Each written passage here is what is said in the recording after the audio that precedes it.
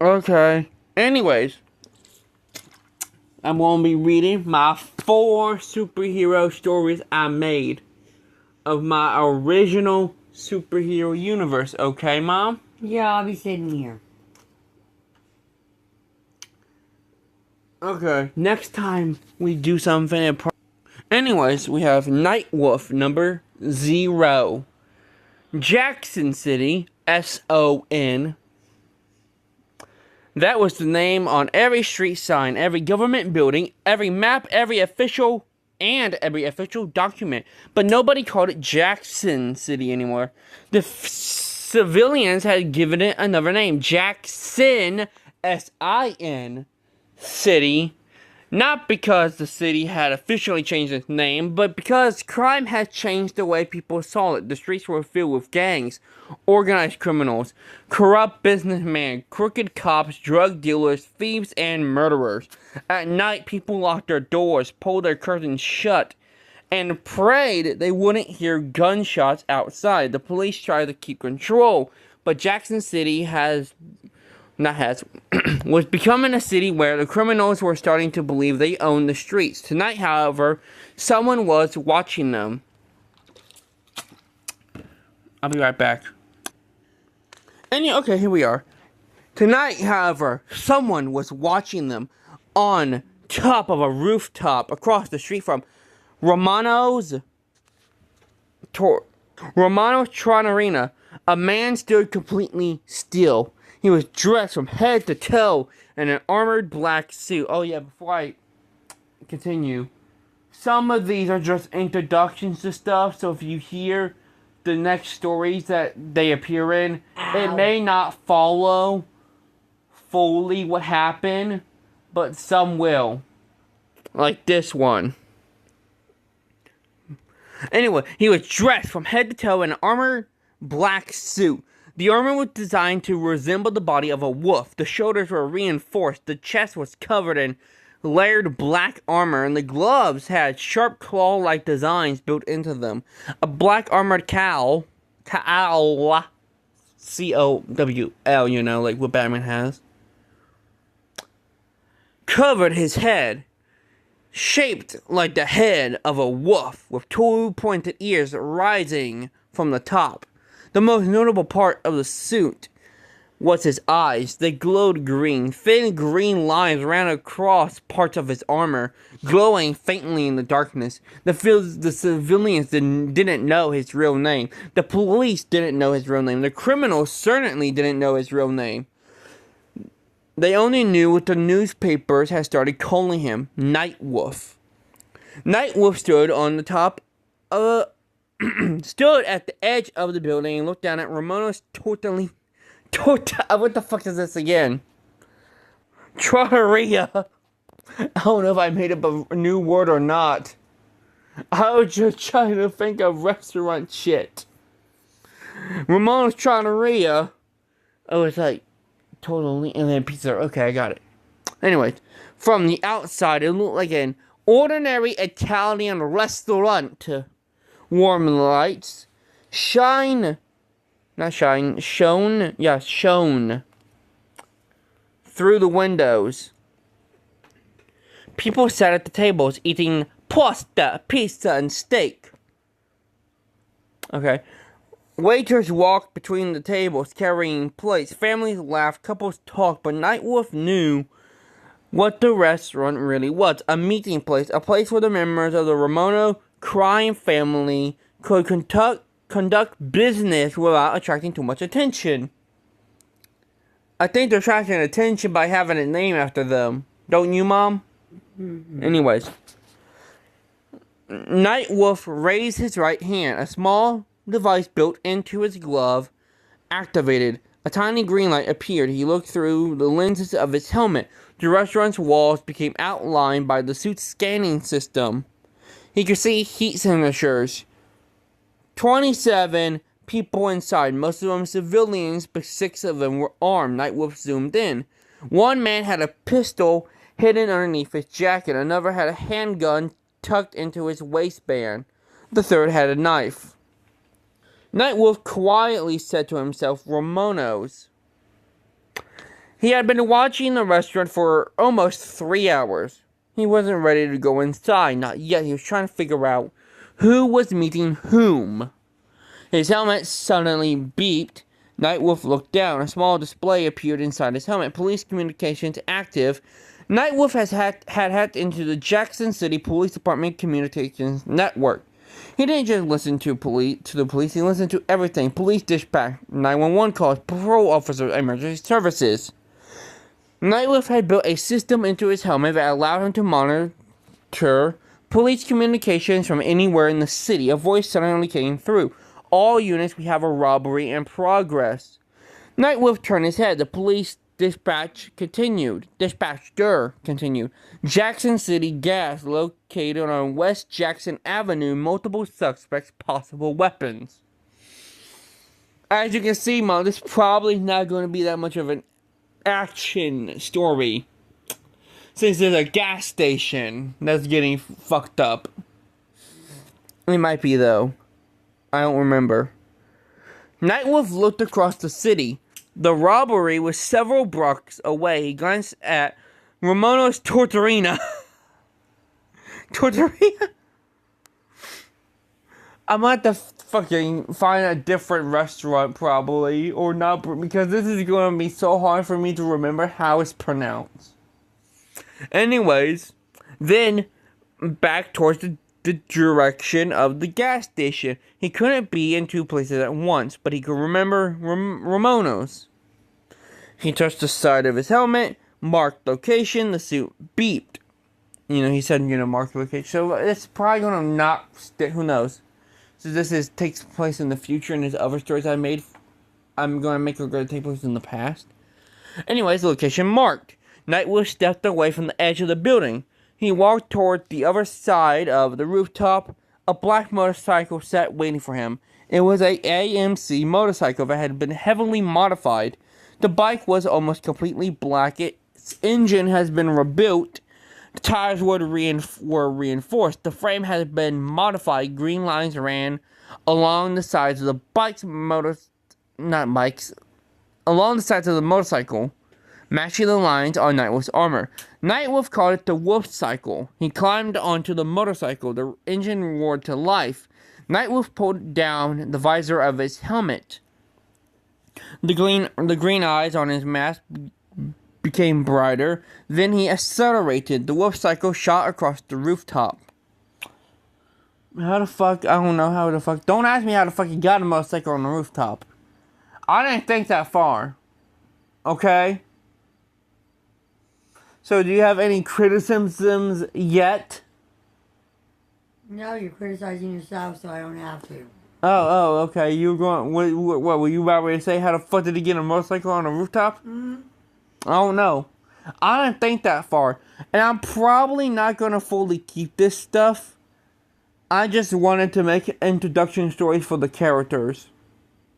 At least for Nightwolf. There are probably two I will keep. The way that I originally wrote them, which are the next two. Anyways, Nightwolf reached the edge. The motorcycle launched off the building, and for a moment, Nightwolf and the Wolf Cycle were completely airborne. Then the motorcycle landed on the roof of the building across the street. Nightwolf didn't slow down. He raced across the rooftop. The Wolf Cycle jumped another gap, then another. He was moving across the rooftops of Jackson City. Below him, people walked along the sidewalks. Cars drove through intersections. Police sirens echoed somewhere in the distance. Nightwolf followed the police communications. Suspects are still inside. How many? At least 5. Any hostages? Unknown. Nightwolf accelerated. Come on, he muttered. The Wolf Cycle dropped from a rooftop onto a lower street. Nightwolf turned sharply. The motorcycle sped through an alley. He passed a dumpster, then another. He emerged into Jackson Avenue. Jackson City gas was ahead. Several police cars were approaching from the opposite direction. Nightwolf saw the flashing lights. He immediately turned down another alley. The police cars passed him. Nightwolf stopped the Wolf Cycle behind the gas station. He killed the engine. Silence. He climbed off the motorcycle. He then looked around the corner. Jackson City Gas had been robbed. The front windows were shattered. A clerk was lying on the floor behind the counter. 3 criminals were inside the store. 2 were standing near the register. 1 was holding a shotgun. Another criminal was loading money into a duffel bag. The 5th suspect stood near the door. Nightwolf listened, come on, to the criminals, which they say, come on, get the money, we gotta go. Where's the safe? I told you, it's in the back. It's in the back. Good for it. Good, yeah. The man with the shotgun pointing it at the clerk. Open it. The clerk was shaking. I don't have the combination. The criminal slammed the shotgun onto the counter. Then figure it out. How? Okay. Never mind. Anyways. Nightwolf entered the gas station. Nobody noticed him. He moved silently behind the man guarding the door. There's 5 of them, and they're... Yeah, I did write these criminals kind of stupid. So there's 5 of them, and only 1 of them is guarding the door. The criminal suddenly heard something. He turned. Nightwolf grabbed him by the throat. The criminal's eyes widened. What the? Nightwolf threw him across the room. The man crashed into a shelf. What was that? The man with the shotgun turned around. Nightwolf was standing in the middle of the store. The green eyes of his helmet stared directly at them. One of the criminals whispered, "What the hell are you?" Nightwolf didn't answer. The man with the shotgun raised his weapon. Nightwolf moved. The shotgun fired. So where was I? Oh yeah. The shotgun fired. Nightwolf dropped to the ground. The bullet went over his head. He rose forward. He slammed his fist into the man's stomach. The criminal doubled over. Nightwolf grabbed him by the jacket and threw him across. Not across. I thought he was going to say across the floor again. But no. Threw him through the front door. The glass shattered as the criminal landed outside. The second criminal pulled a handgun. Nightwolf saw him reach for it. He grabbed a metal display rack and pushed it towards himself. The gun fired. The bullet slammed into the metal. Nightwolf threw the rack aside. He charged. The criminal fired again. Nightwolf grabbed his wrist. The criminal tried to pull away. Nightwolf twisted his arm. The gun dropped. Nightwolf kicked it across the floor. Then he punched the criminal. The man fell unconscious. The last criminal ran towards the back. Nightwolf chased him. The criminal opened the door to the storage room. He slammed it behind him. Nightwolf kicked it open. The criminal was already climbing through a window. Nightwolf grabbed his ankle. No! I'll be back. Okay. Oh, we're almost done. With this story, I believe. No, it's just boring. No! Nightwolf pulled him back inside. The criminal fell onto the floor. He looked up. Nightwolf stood over him. Please! Nightwolf grabbed the man's shirt. Where's the rest of your crew? What? The people you work for. I don't know what you're talking about. Nightwolf tightened his grip. The criminal became nervous. Okay. We work for somebody named Viper. Nightwolf paused. Who is Viper? I don't know. Where do I find? I don't know. Nightwolf stared at him. The criminal swallowed. I swear. Sirens getting closer. Nightwolf released him. The criminal looked confused. You aren't going to kill me? Nightwolf turned away. I'm not a murderer. The police arrived seconds later. The officers rushed into the gas station. By the time they entered the back room, Nightwolf was gone. Outside, the wolf cycle roared to life. Nightwolf accelerated into the night. One officer ran outside. He looked down the street. Nothing. Only the fading sound of a motorcycle. The officer looked back at his partner. Was that him? Who? The Nightwolf. His partner looked toward the darkness. I don't know. Meanwhile, Nightwolf continued riding through Jackson City. He looked at the city around him, the skyscrapers, the apartment buildings, the streets, the neighborhoods, the people. Jackson City had everything: money, power, poverty, crime, corruption, and secrets. Nightwolf knew he couldn't save the entire city in one night, but he could save one person, then another, and maybe someday Jackson City wouldn't be called Jackson City anymore. The wolf cycle disappeared into the darkness. The next morning, sunlight fled Jackson City. The city looked completely different during the day. People walked to work, children went to school, cars filled the streets, businesses opened. News reporters stood outside Jackson City gas. The robbery from the previous night was already becoming the biggest story of the morning. A reporter stood in front of the gas station late night. 5 armed criminals attempted to rob Jackson City gas. Police say the suspects were stopped by an unidentified vigilante known as Nightwolf. Oh, it's a woman. Fuck. I just put reporter. Fuck. Last night, 5 criminals attempted to rob Jackson City gas. The police say the suspects were stopped by an unidentified vigilante known as Nightwolf. Yeah, I know I don't have a good woman voice. Don't you judge me over here, Miss Judgy look. Anyways, behind her, officers were starting to investigate the scene. The reporter continued. Police have not confirmed the identity of Nightwolf, nor have they confirmed exactly how he entered the building. Across town, a man sat at a restaurant table watching the news on a television. He was wearing an expensive black suit. His hair was neatly styled. He looked calm, confident, young. His name was Max Jackson. Max Jackson was a billionaire. He was the owner of Jackson Industries, one of the largest companies in the city. To most people, Max Jackson was simply a wealthy businessman.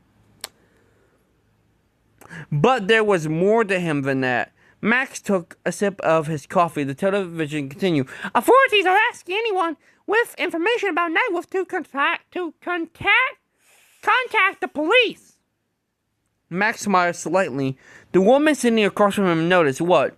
Max looked at her. Nothing. She smiled. You're smiling. I am? Yes. Max laughed. Maybe I'm having a good morning. The woman's name was Juliana Mercer.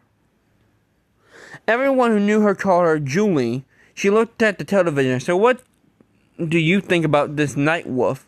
Max raised an eyebrow. What do I think? Yeah. I think he's reckless. Julie laughed. Really?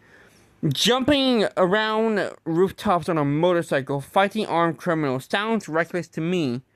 Maybe he's trying to help. Maybe. Julie looked at him. You don't sound convinced. Max took another sip of his coffee. I think people like that can make things worse. Julie smiled. Interesting. What? You sound like you're really trying hard to convince me. Max laughed. Maybe I am. Julie leaned back. So what would you do if you were Nightwolf? Max looked out the window. For a moment, his expression changed. He looked at Jackson City, the same city he had spent years studying. The same city he had watched become more dangerous. The same city he had decided he couldn't ignore anymore. He then looked back at Julie. I make sure I didn't get caught. Julie laughed. That's your big plan, pretty much.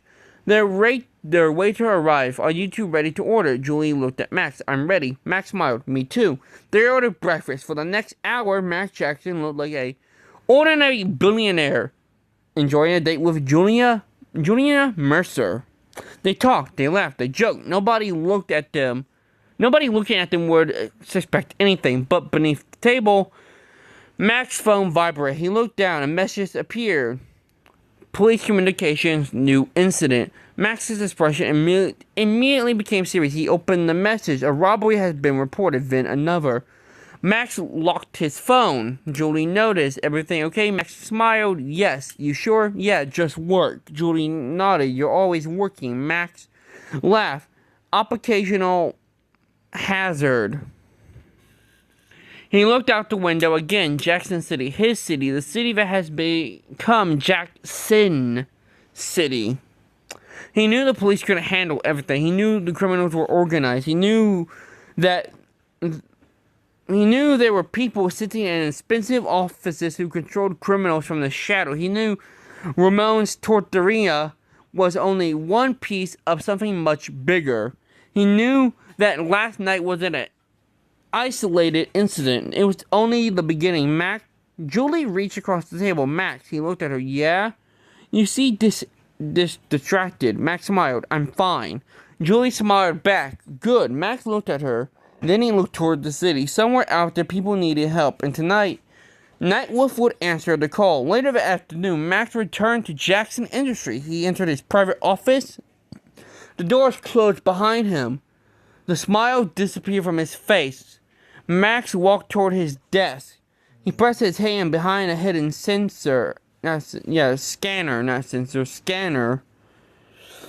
A green light appeared. A section on the wall opened. Max stepped inside. The elevator descended. Far below Jackson Industries was a hidden underground facility. The lights turned on one by one. The Wolf Cycle sat in the center of the room. Computer screens surrounded its maps of Jackson City. Maps of Jackson City covered the walls. Police communications were displayed across multiple monitors. Files were scattered across a large table. Ramono crime family, Jackson City gas robbery, Viper, Nightwolf.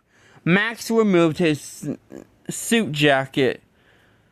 He looked at the Wolf Cycle. Then he looked at the black armored suit standing inside a glass display, the Nightwolf suit. Max walked toward it. He placed his hand against the glass. The green eyes of the helmet stared back at him. Max smiled. Let's see what tonight brings. The lights in the room dimmed. The green lines on the Nightwolf suit illuminated. Illuminated. And somewhere above them, Jackson City continued to live its ordinary life. But where darkness falls, the criminals would look towards the rooftops. They would hear a motorcycle engine. They would see two glowing green eyes in the darkness. They would know that the night would belong to someone else now. Nightwolf was coming. Stay tuned to check out Nightwolf #1 to find out the origins of Nightwolf. That's the end of that story. How was it, Mom? My next story. Changeling #0. Mars was dying. I want to get me a drink first, though. #1. Anyway, Changeling #0.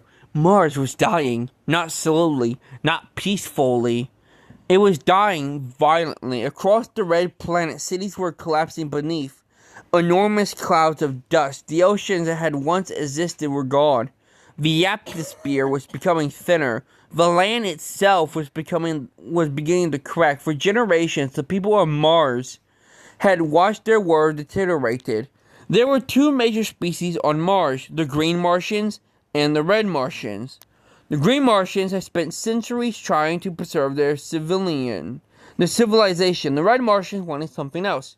Power, war, destruction. One of the most dangerous beings on the planet was someone Changeling once called his brother. His brother was neither completely Green Martian nor completely Red Martian. He was a half-breed. Half green, half red. The green side gave him incredible abilities. The red side gave him an obsession with destruction. He began destroying Mars from within. Cities fell, governments collapsed, entire populations disappeared. So, genocide. I believe that's what that's called. Changeling watched his homeworld die. He watched his people lose everything. He watched his own family become responsible for the destruction of the planet. And eventually, Changeling made a decision. He would leave. Not because he wanted to abandon his people, because he believed there was no other choice. Changeling escaped Mars aboard a small spacecraft. He wasn't alone at first. There were others with him. The remaining survivors of his world had managed to escape before Mars became completely uninhabitable. They launched their ships into space. Changeling watched Mars disappear behind him. He looked through the window. His home, his childhood, his family, everything he had ever known, gone. His brother had destroyed it. Changeling closed his eyes. I should have stopped you. The spacecraft travels through space. Then something went wrong. The engines failed. Warning lights began flashing. Changeling rushed towards the controls. No. The ship shook violently. He grabbed the controls. Come on. The ship began falling toward a blue planet, Earth. Changeling tried to regain control. The ship entered Earth's atmosphere. Flames surrounded the aircraft. Changeling looked through the window shield. A city appeared below him. A massive city. Jackson City. Changeling tried everything he could to slow the ship down. Nothing worked. The spaceship crashed. It tore through several trees before slamming into the ground outside Jackson City. The impact sent debris flying in every direction. Smoke rose from the wreckage. Changeling crawled out. He looked around. He was alive, but his spacecraft wasn't. Changeling looked toward the city. He had never seen anything like it before. Buildings stretched into the sky. Cars traveled along the roads. Lights covered the streets. Humans walked everywhere. Changeling slowly approached the city. He had no idea what to do. He needed a name. He needed an identity. He needed to understand Earth. He eventually found an abandoned building where he could hide. There, he would discover human documents. One of the names caught his attention. John Johnson. Changeling looked at the name. John Johnson. He smiled. That will work. From that day forward, Changeling became John Johnson. He studied humanity. He learned their language, learned their laws, learned their history.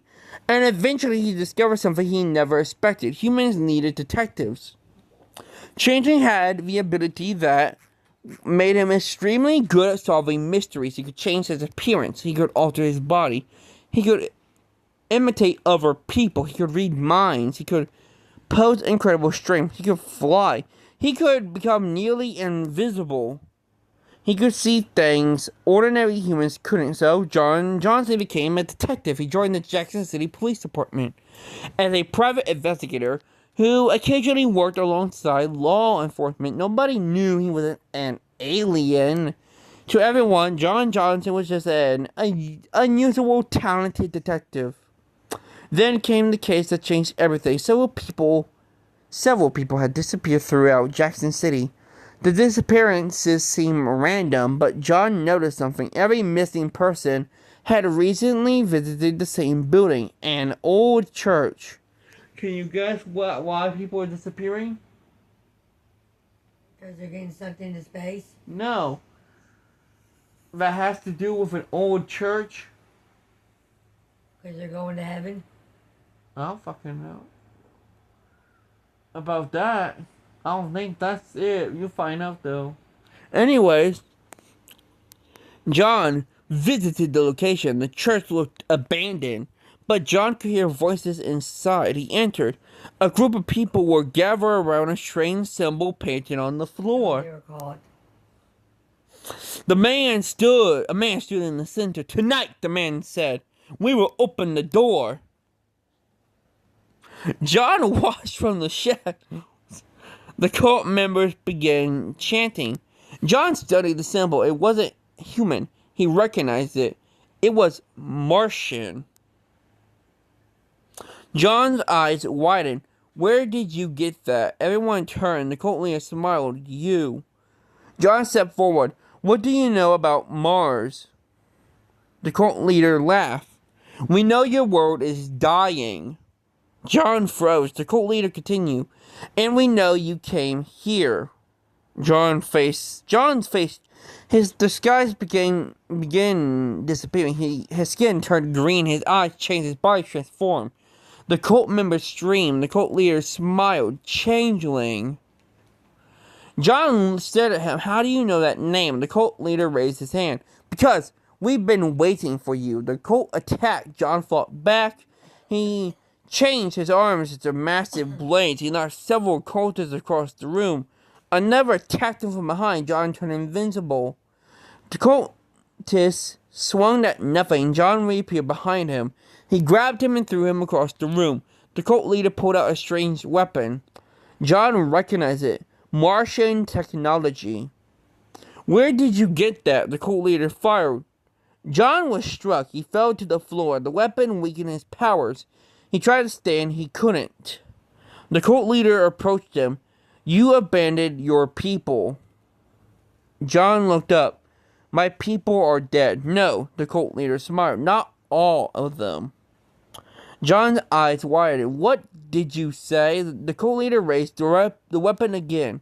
Before he could fire, the police sirens could be heard outside. The cult members panicked. Police! The building was surrounded. John tried to move, but he was too weak. The police stormed inside. The cult members were arrested. But John wasn't rescued. Instead, several men in black suits entered. Can you guess who that is? The Men in Black. No. That's a Pacific group. That's real. The Men in Black, they are real. I mean, they go by the Men in Black, but they have a name. The CIA Alien Task Force. No. A real name here in the real world.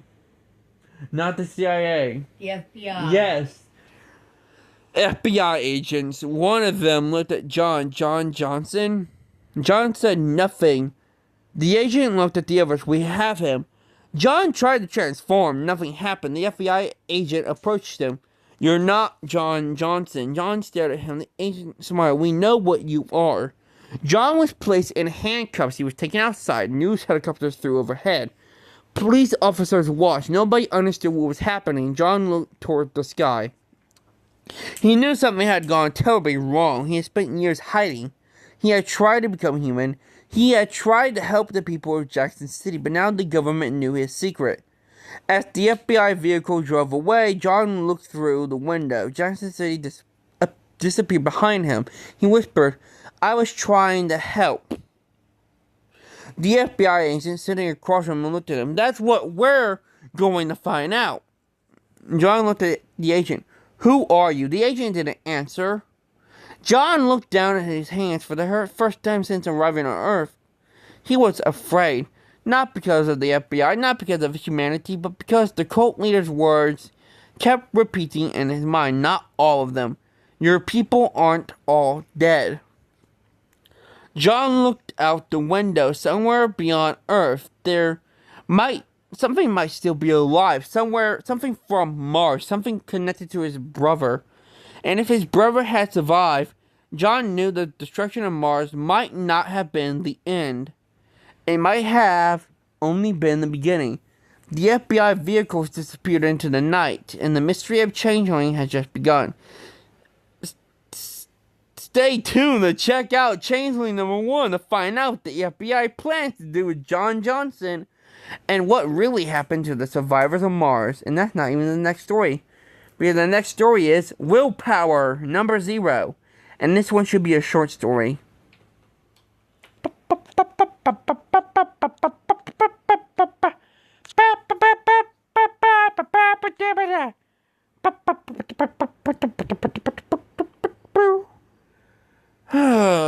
Okay.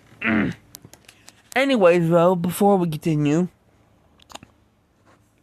Nightwolf was inspired kind of by Batman and Spider-Man. Changeling is my Martian Manhunter type character, and Willpower goes into my Green Lantern type characters, the Green Torches.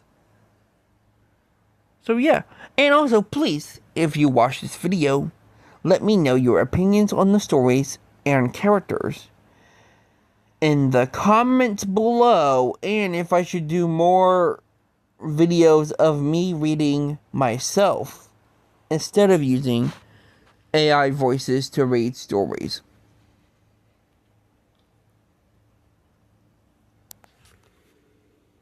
Also, please let me know down in the comments below if you had any original superhero ideas for yourself. Oh, she's coming back now, my mom is. Says I'm reading them to her, so I'm not only reading them to myself. She has to throw away her garbage first. Yeah, and you need to go out. I will. It's about to overflow. Okay. Who cares? Anyways, Willpower Number 0, far beyond Earth, far beyond the moon, far beyond the planets and stars that humanity could see with the naked eye. There was something that couldn't be measured by science. Something that didn't belong to one person. Something that existed inside every living being. Willpower. Everything in the universe, everywhere in the universe, people had it. A mother refusing to give up on her child. A soldier continuing to fight for everything. Not for everything. When everything seemed hopeless, a scientist working for years to solve a problem everyone else believed was impossible. A child getting back up after falling down. Willpower existed everywhere, even in the darkest corners of space. But sometimes someone possessed more willpower than anyone else. And when that happened, something extraordinary could happen. Far from Earth, an ancient green energy floated through space. It wasn't a star. It wasn't a planet. It wasn't a living creature. It was willpower itself. For millions of years, the energy has traveled through the universe. It searched for someone who could become its avatar. Someone whose will couldn't be broken. Someone who would never give up. The energy eventually found Earth. It surrounded the planet. It's passed through every city, every country, every ocean, every mountain, every person. Nobody noticed it, but they all felt it. A man stranded in the wilderness, found the strength to keep walking. A woman fighting for her life refused to surrender. A firefighter ran into a burning building and stood up after being knocked down. Humanity had willpower, but one person had something different. Somewhere on Earth, a person standing alone beneath the night sky. They looked towards the stars. They didn't know why they felt something calling them. Then the green energy descended. It surrounded them. The person looked down at their hands, green light covering their body. They heard a voice, not the voice of a person, a voice from within. Your will cannot be broken. The green energy entered their body. For one moment, the entire planet seemed to glow. Then, everything returned to normal. The person looked at their hands. They could feel something inside them. Power. Not the power of strength, the power of wealth, the power of fear. The power to keep going. The power to stand where everyone else fell. The power to fight against impossible odds. The power of will. They looked towards the stars. The green energy formed an armor around them. A green symbol appeared across their chest. The person became the first avatar of willpower, the Green Torch. The Green Torch wasn't simply a hero. The Green Torch was the living embodiment of willpower. As long as someone somewhere in the universe refused to give up, the Green Torch would exist. And so the legend began. Willpower. The power to never give up. So what was your opinions on the second one and this one? That had the space shit. Good. The space stuff was both good. Yeah, we about done. I have one more story after this. Because you're starting to bore me. Well, this is a... Tired, I'll tell you the truth. Well, Mom, the title of this is about something it's about somewhere you never went to because Paul said no. So you should know what that is. Disney? No. It's a place where you get education. Oh, college. Yeah. College days, number 1. I'm gonna probably use this series to just introduce teenage heroes or younger heroes. The future was different. Cities were bigger. Technology was more advanced. Superheroes weren't just stories anymore. They were real. Some protected cities, some worked with government, some operated alone, some tried to live normal lives. Ethan Cross was one of those people. At 22 years old, Ethan was a college student trying to survive his final years of school. He wasn't the most popular guy on campus, he wasn't the smartest, he wasn't the richest. And he definitely wasn't the strongest, at least that's what everyone thought. Ethan walked across campus carrying a backpack over one shoulder. He checked his phone. Late again. He looked at the clock on the building. He had 10 minutes before class. He started walking faster, then bumped into someone. His book fell. His books fell onto the sidewalk. Ethan looked up. As in... Gomez Adams. That's probably where I got the idea from. Oh, I kind of wanted like a Spanish sounding last name. Anyway, Ethan looked up. Brandon Gomez. Brandon was one of the biggest guys on campus. Can you guess where this is going, Mom?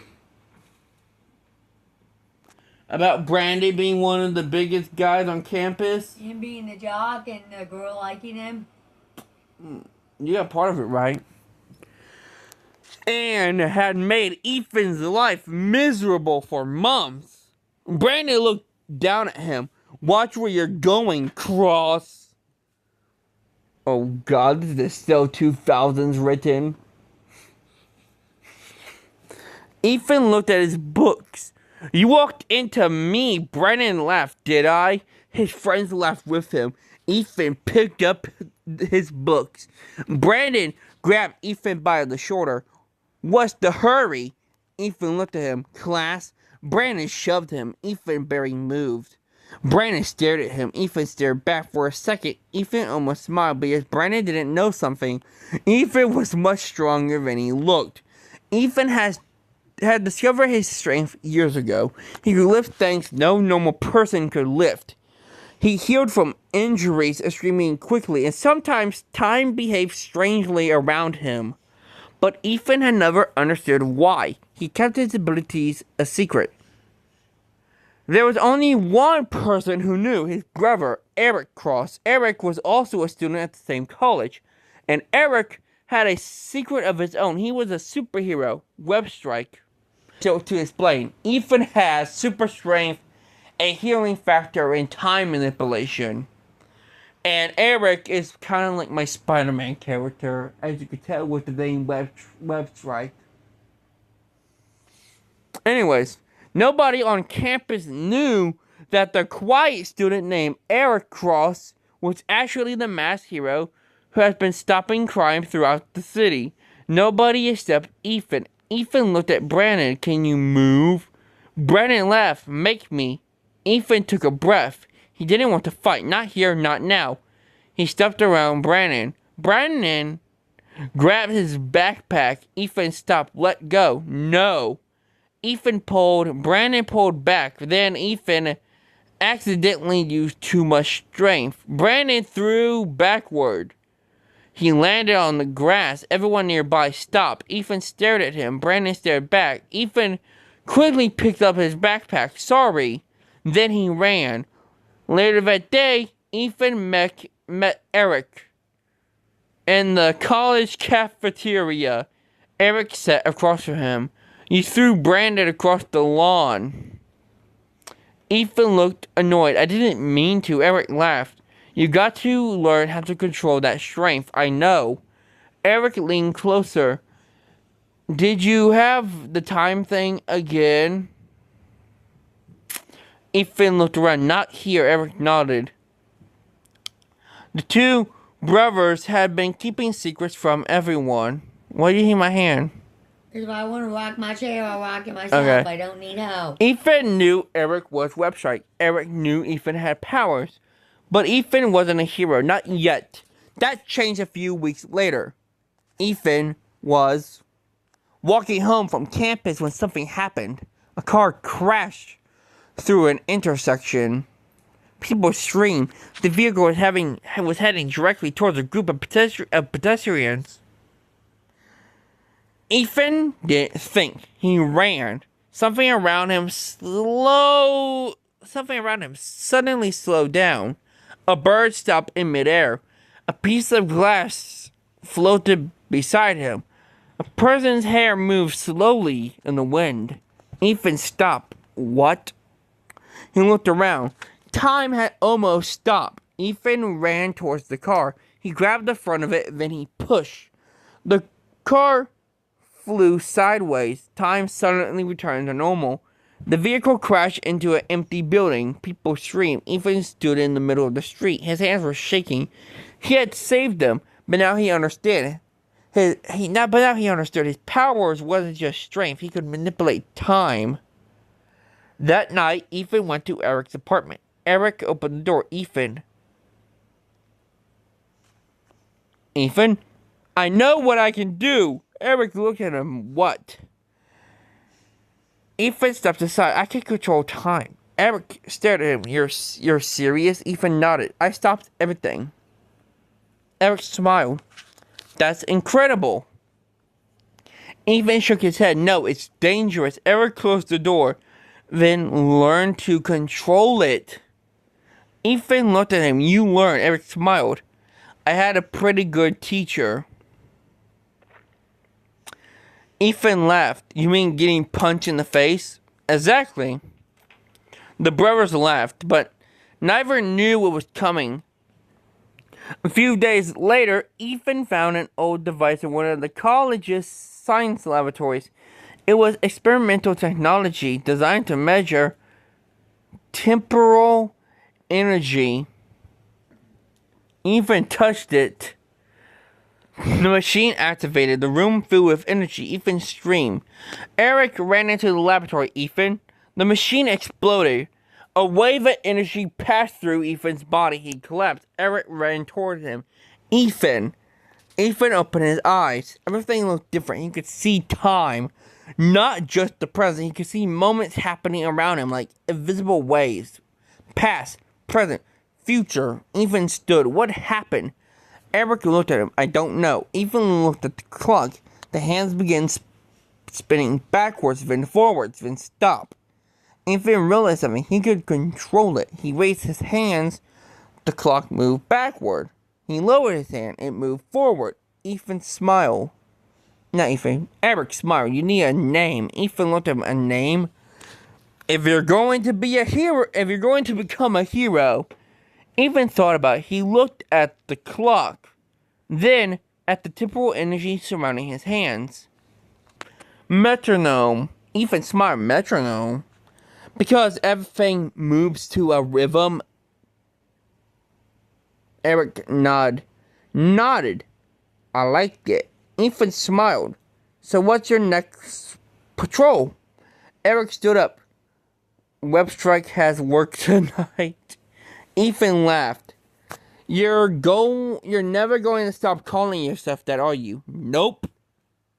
Ethan looked at his brother. 2 brothers, 2 heroes, 2 secrets, 1 college. An entire future waiting for them. Eric had become Webstrike. Now Ethan was becoming something new. Metronome. Neither brother knew just how important they would eventually become. Because in the future, heroes wouldn't just be protecting cities. They would be protecting the entire world. And sometimes the entire timeline. To be continued.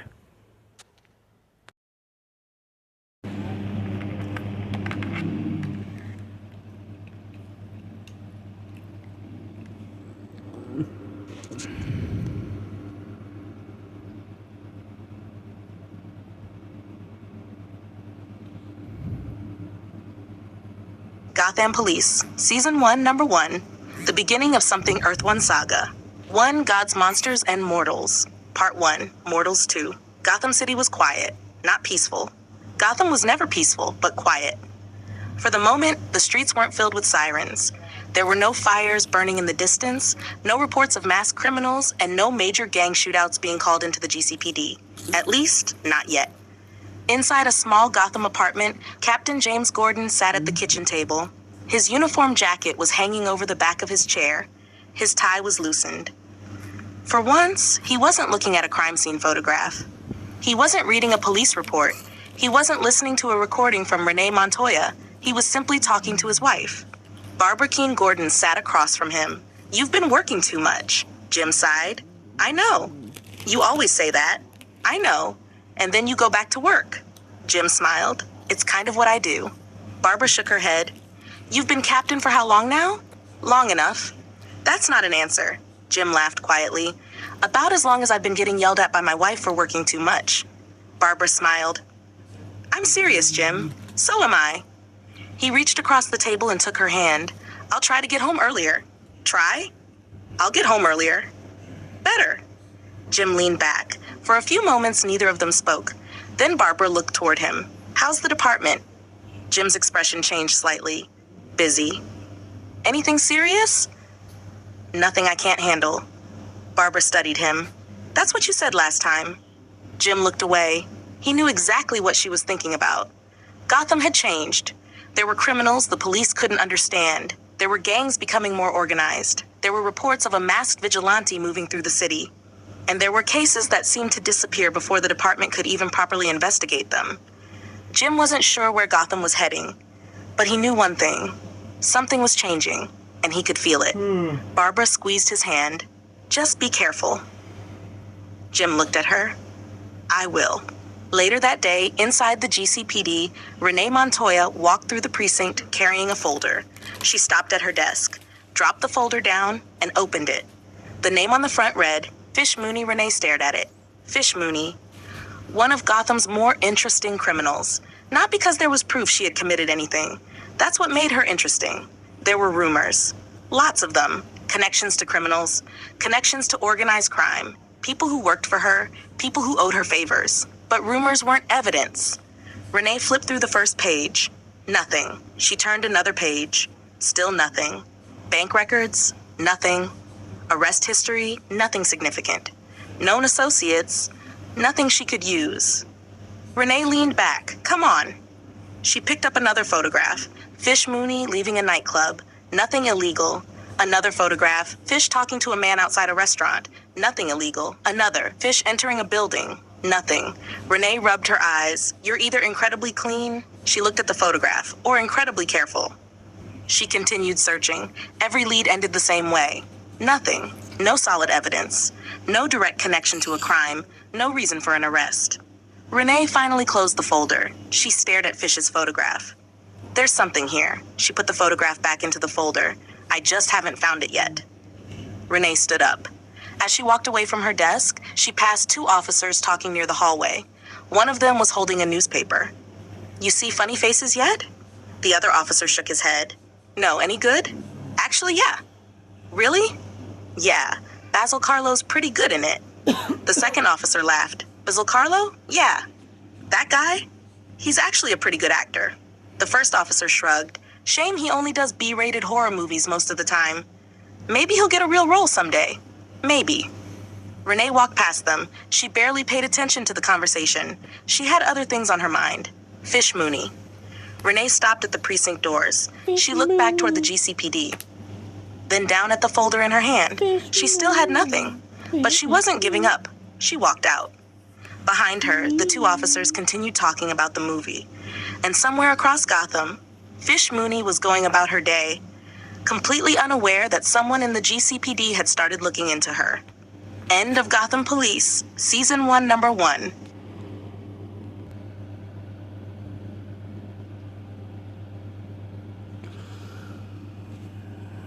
Batman, Gotham's Night, Volume 2, Number 3. The Birthday Earth 1 Saga, 1 God's Monsters and Mortals, Part 1, Mortals 2 Gotham Never Slept. Bruce Wayne had learned that a long time ago. Even after midnight, the city remained alive.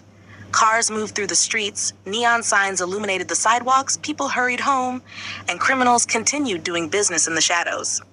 Batman moved across a rooftop overlooking Gotham. He had spent most of the night following a small operation connected to organized crime. It wasn't one of Gotham's biggest organizations. It wasn't Falcone. It wasn't Maroni. It wasn't Penguin. It was smaller. But smaller didn't mean harmless. Batman watched several men move crates from a truck into an abandoned warehouse. He crouched on the edge of the roof. Sebastian Ballesteros. Batman had been following the name for several days. Ballesteros wasn't a costumed criminal. He wasn't a monster.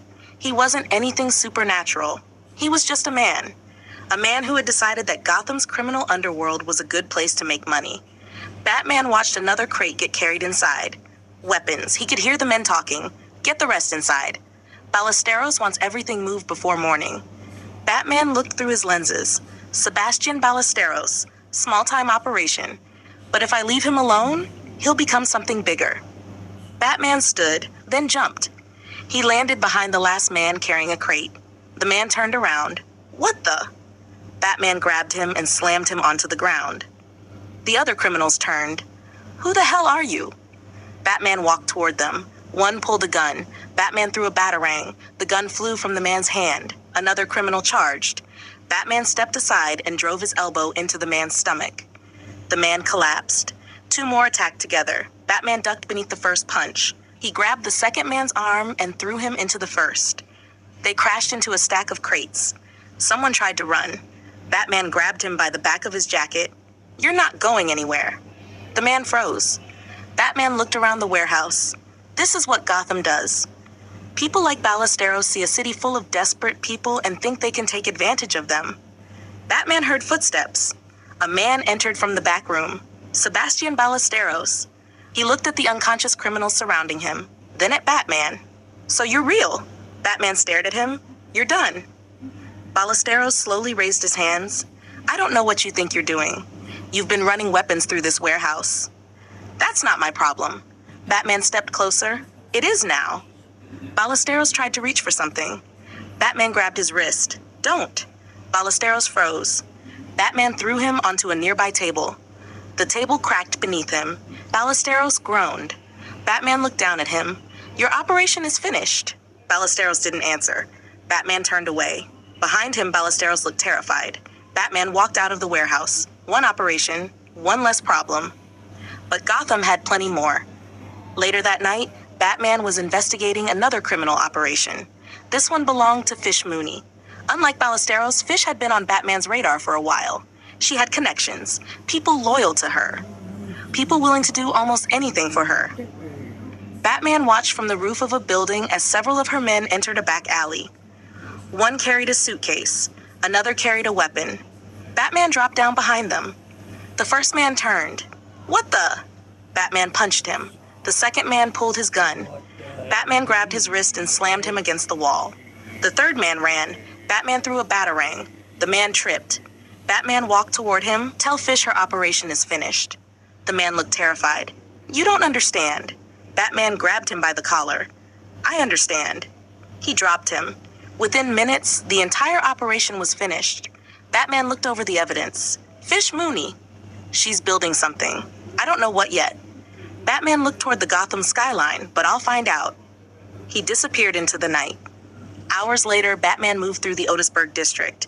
His destination was Lacey Towers. Penguin had given him a lead. A possible safe house connected to Black Mask. Lacey Towers. If Penguin was telling the truth, Black Mask has used the building as a safe house. Batman moved across the rooftops. But Penguin wasn't exactly eager to help. His thoughts returned to the final offer. Bronze Tiger. The fighting arena. Electrocutioner disappearing. Penguin's office. I should have stayed longer. I should have forced Penguin to tell me everything. Batman stopped. Something was wrong. The street below was too quiet. No traffic. No pedestrians. No noise.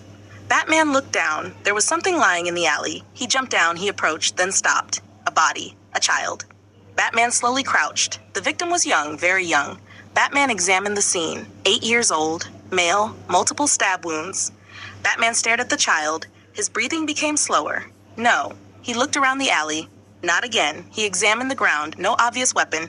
No footprints that immediately stood out. No signs of a struggle. Batman looked at the child's clothing. Then he noticed something. A small birthday pin. Batman carefully picked it up. He stared at it. Birthday. He checked the child's pockets. A small piece of paper. Batman unfolded it. A child's handwriting. Today is my birthday. Batman froze. He looked back at the body. 8 years old. Today. He was supposed to be celebrating. Batman closed his eyes for a moment. He thought about his own 8th birthday. He remembered his parents. He remembered the house. He remembered being a child. Then the memory changed. A dark alley. A gunshot. His mother falling. His father falling. Joe Chill and that shadow behind him. Batman opened his eyes. No. He pushed the memory away. This isn't about me. He looked at the child again. It's about him. Batman examined the body more carefully. There were no signs of robbery. Nothing appeared to have been taken. The killer hadn't wanted money, hadn't wanted valuables. The child had simply been killed. Batman looked at the birthday pin again. Jonathan Matthews. That was the child's name. He had been 8 years old. Today. Batman slowly stood. He looked down the empty alley. Someone killed an 8-year-old boy on his birthday. His fists tightened. Why? He looked toward the rooftops. Who would do this? Nothing answered him. Only the distant sound of Gotham. Batman looked toward Lacey Towers. The Black Mask investigation suddenly didn't feel as important. Not right now. He looked back at Jonathan. I'll find you. Batman stepped backward into the shadows. I promise. He disappeared into the night. But the question remained, who killed Jonathan Matthews and why? To be continued.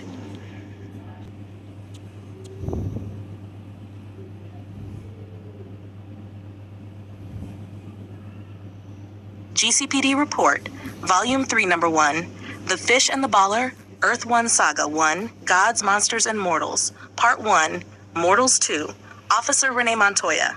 This is Detective Renee Montoya, GCPD Major Crimes Division, recording evidence collected from 2 separate investigations involving Sebastian Ballesteros and Fish Mooney.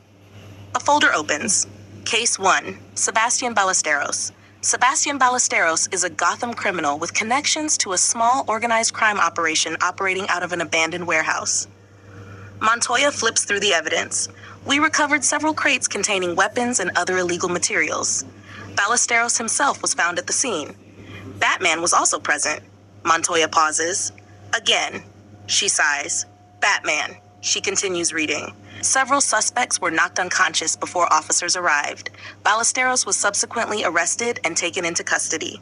Montoya examines a photograph. Nothing in the evidence suggests Ballesteros was working directly for any of Gotham's major crime families.